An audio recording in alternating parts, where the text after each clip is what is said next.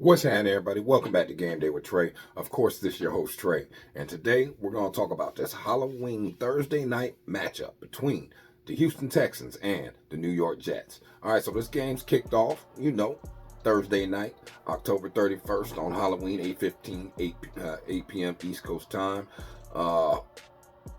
East Rutherford, New Jersey. Odds set New York by 2, over under at 42 right now. Now, there has been a little movement. At one point in time, it was Jets -1. It's been Jets -1.5. It's moved to the 2, and it's pretty much sat there. Ain't been not too much movement on the over/under. But let's look at why this stuff looks like this, right?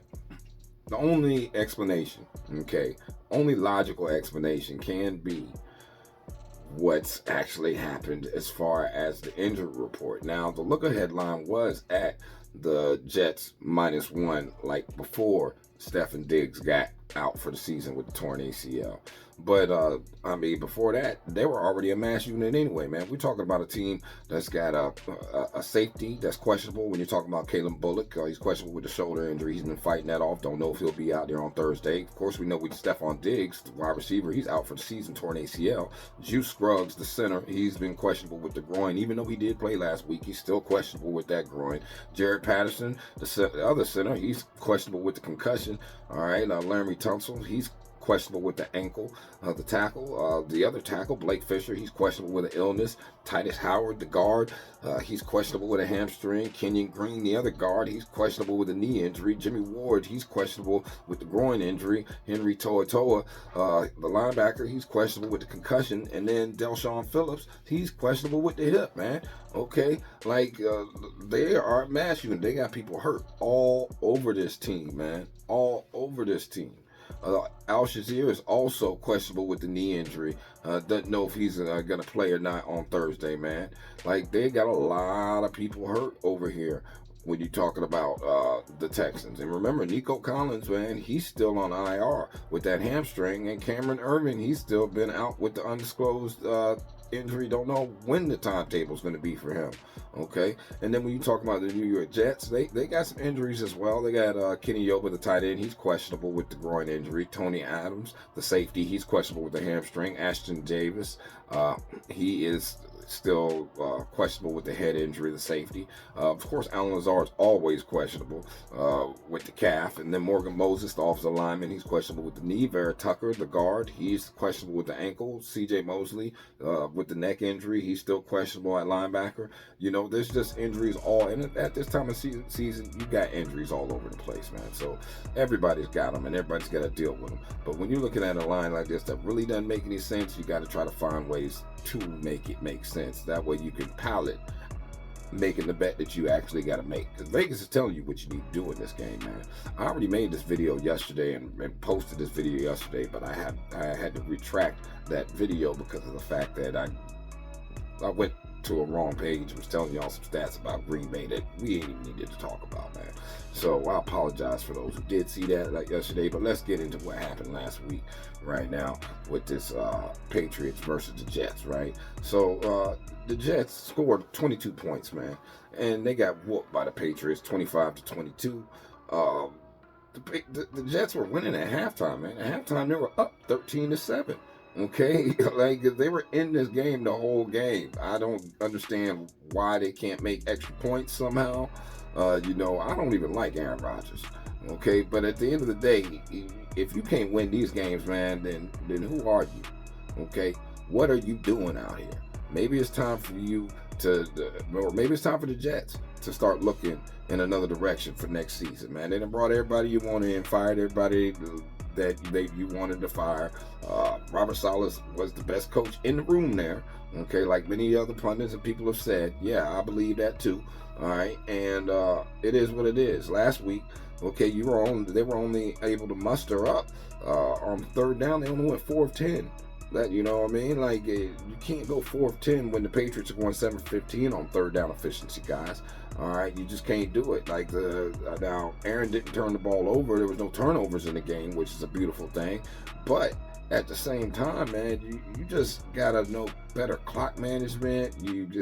you got to capitalize in the red zone.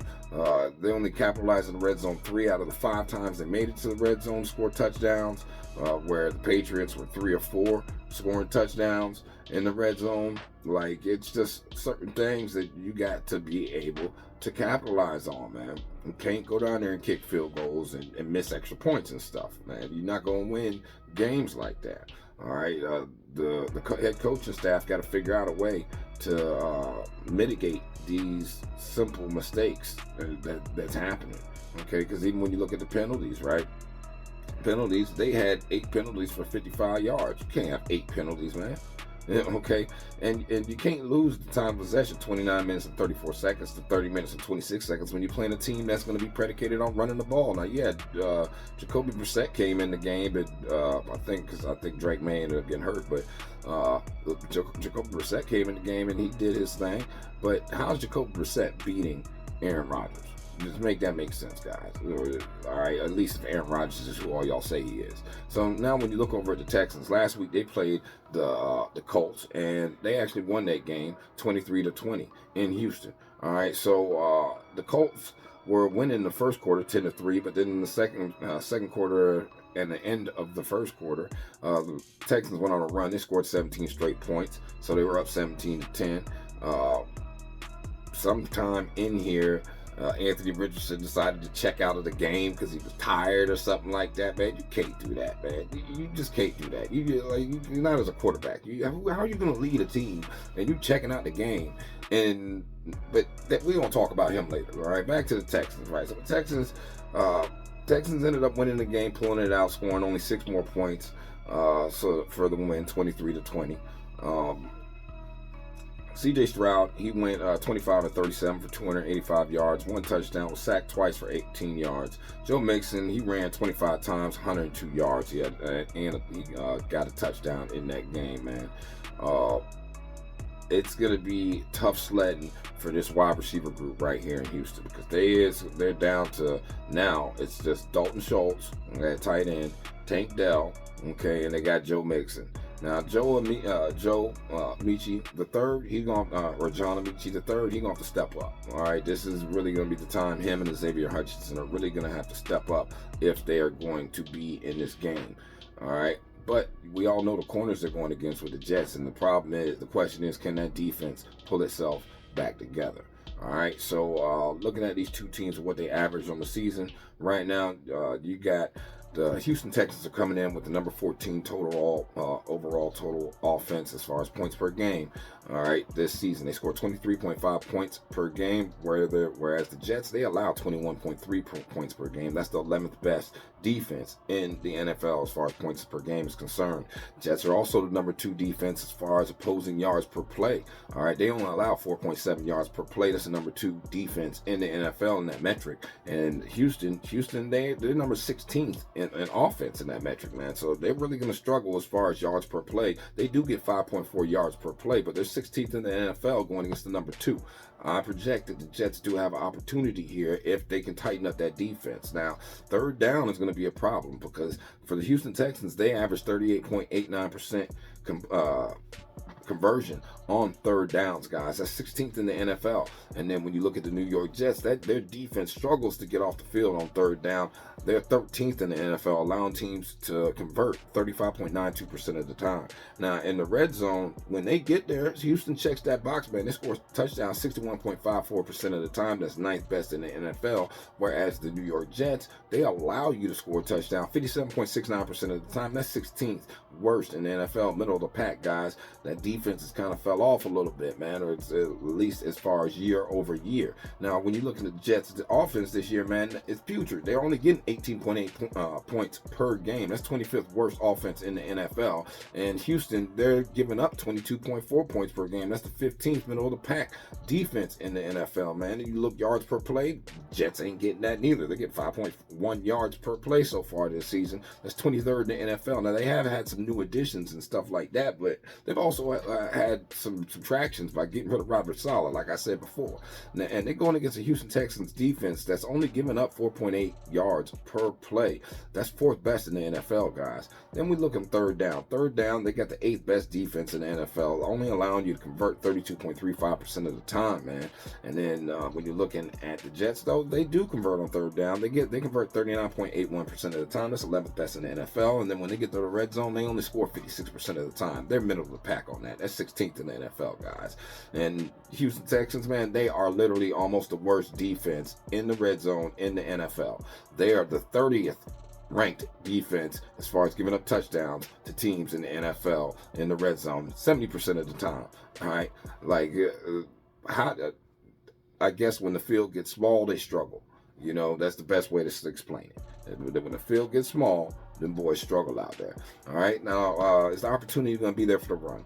Okay, because so far this year, Houston is averaging 4.3 yards per rush. That's 18th in the NFL, 118.9 yards per game. That's 18th in the NFL as well, guys. That might not get it when you're going against number 6 yards per rush allowed defense in the NFL. Only giving up 4.2 yards per rush is the New York Jets. That's number 6 in the NFL, guys. But as far as total game, they give up 125.8 yards.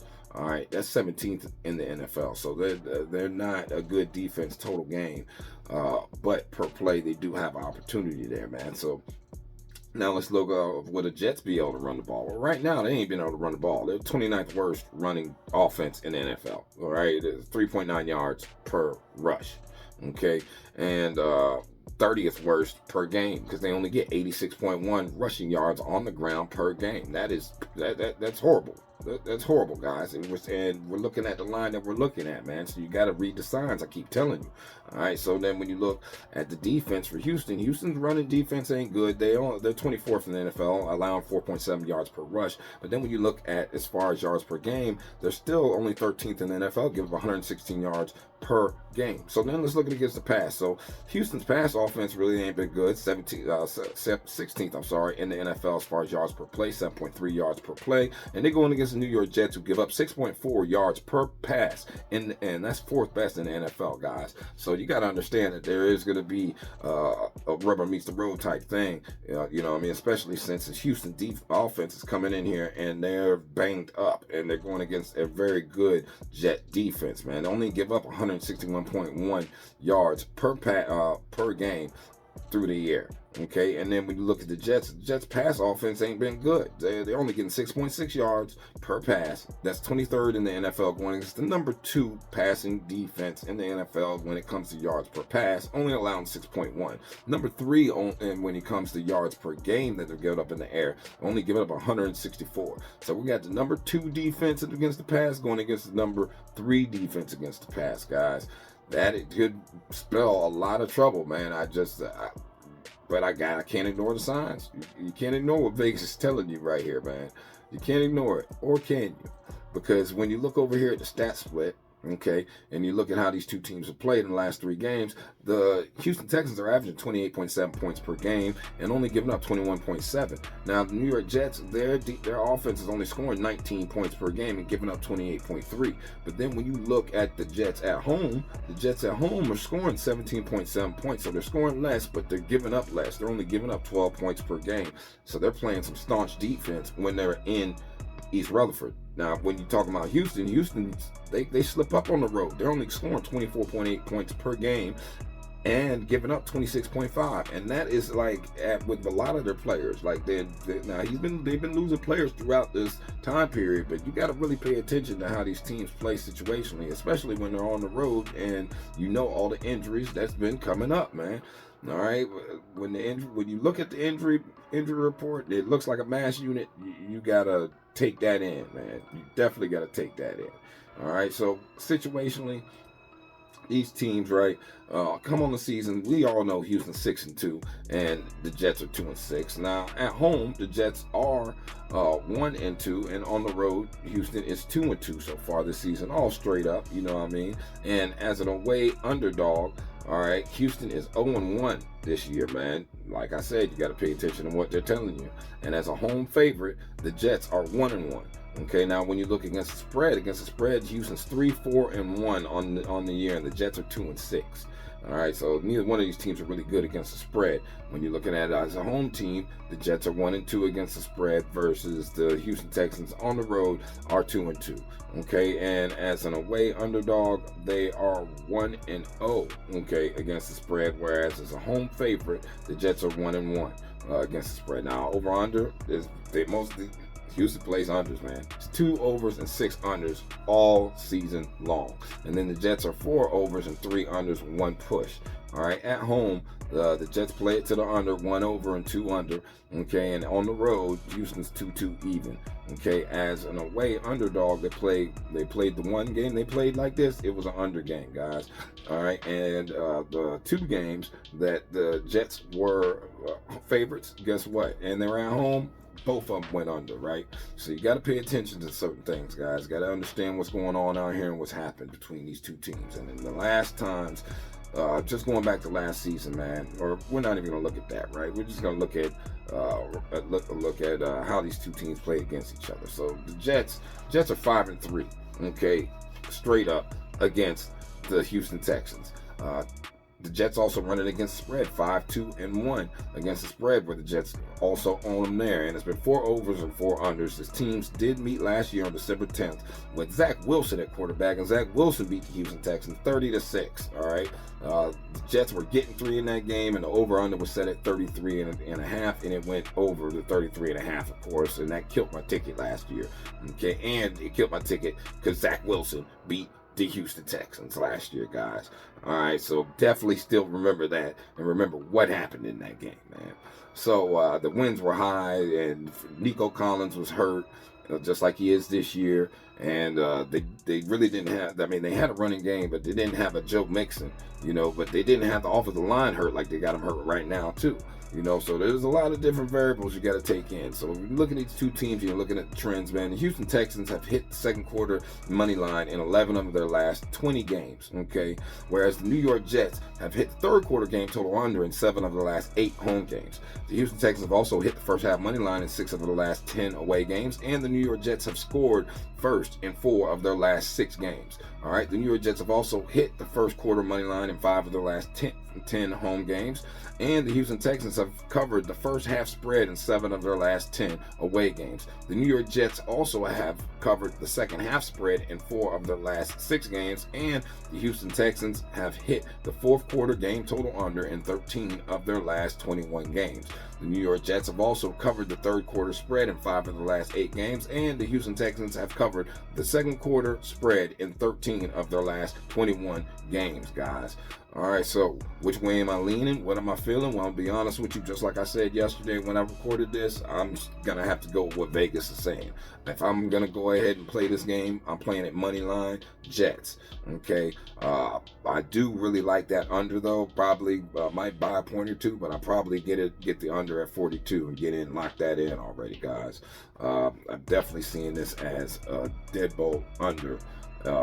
Even if you're just looking for team total, you look at team total under 21.5 for the Texans. I could see that happening, man, or under 20.5 maybe. Just because of the fact that you got the injuries you got, and they're going to be running the ball a lot more than they do on average. All right, but I don't know. Y'all tell me what y'all think in the comments. Y'all have a blessed day. Stay safe. Happy Halloween. See you at the window. Peace.